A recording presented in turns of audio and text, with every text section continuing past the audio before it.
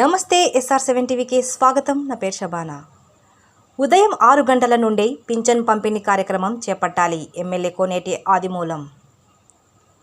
సత్యవేడ్ నియోజకవర్గంలోని 7 మండలాలకు చెందిన అధికారులు, టీడీపీ, బీజేపీ, జనసేన ప్రజాప్రతినిధులతో కలిసి ఉదయం 6 గంటల నుండి పెన్షన్ల పంపిణీ కార్యక్రమాన్ని అధికారులు చేపట్టాలని ఎమ్మెల్యే కోనేటి ఆదిమూలం మీడియా ద్వారా కోరారు.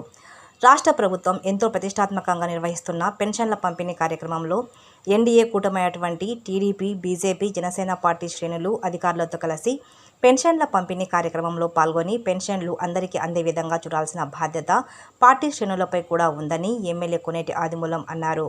వృద్ధులు, వికలాంగులు, అవిటివారు వీరందరికీ నేరుగా ఇంటి వద్దకే పెన్షన్లు పంపిణీ చేయాలంటూ ఎమ్మెల్యే పేర్కొన్నారు.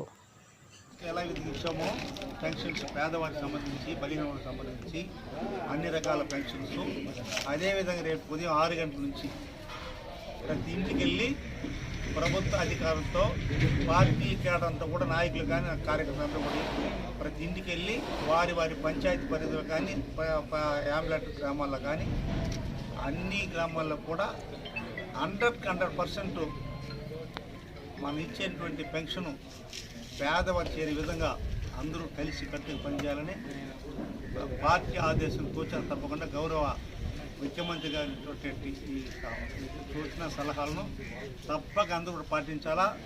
ఎటువంటి పరిస్థితుల్లో కూడా ఎవరికి కూడా ఇబ్బంది లేకుండా 6 నుంచి సాయంత్రం 6 లోపల ప్రతి కుటుంబానికి మనం ఇచ్చినట్టు ఆర్థిక సహాయం పెన్షన్స్, అది ఏ పెన్షన్ కావచ్చు, వికలాంగులు కానీ, చేయుడు కానీ, ఆర్థిక పెన్షన్ అన్నీ కూడా వాళ్ళు చేరే విధంగా మీరు అందరూ కూడా మా నాయకులు అందరూ సమిష్టిగా పనిచేయాలని మనస్ఫూర్తి కోరుకుంటున్నాను.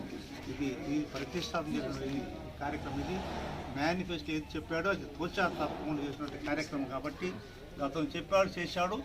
ఈ నెల మామూలుగా 4,000 రూపాయలు ఇచ్చే కార్యక్రమం వస్తుంది. వివిధ కిడ్నీ కానీ, క్యాన్సర్ కానీ అలాంటి వారికి ఇచ్చే కార్యక్రమం అది మామూలుగా వస్తుంది.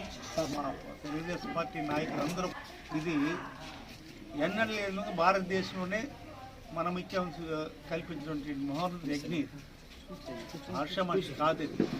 ప్రతి కుటుంబానికి ఏదో రూపాన వస్తున్నటువంటి ఆర్థిక, అది వికలాంగుల పెన్షన్ కావచ్చు, వితంతు పెన్షన్ కావచ్చు, మహిళల పెన్షన్ కావచ్చు, చేనేత పెన్షన్ కావచ్చు, రకరకమైన పెన్షన్స్ అన్నా కూడా కూడి ఉంది కాబట్టి తప్పకుండా ప్రతి గ్రామంలో 100-200 పెన్షన్ ఇస్తాం. కాబట్టి ఆ గ్రామంలో ఒక పండగ వాతావరణంలో జరిగే కార్యక్రమం నెలకు ఒకసారి.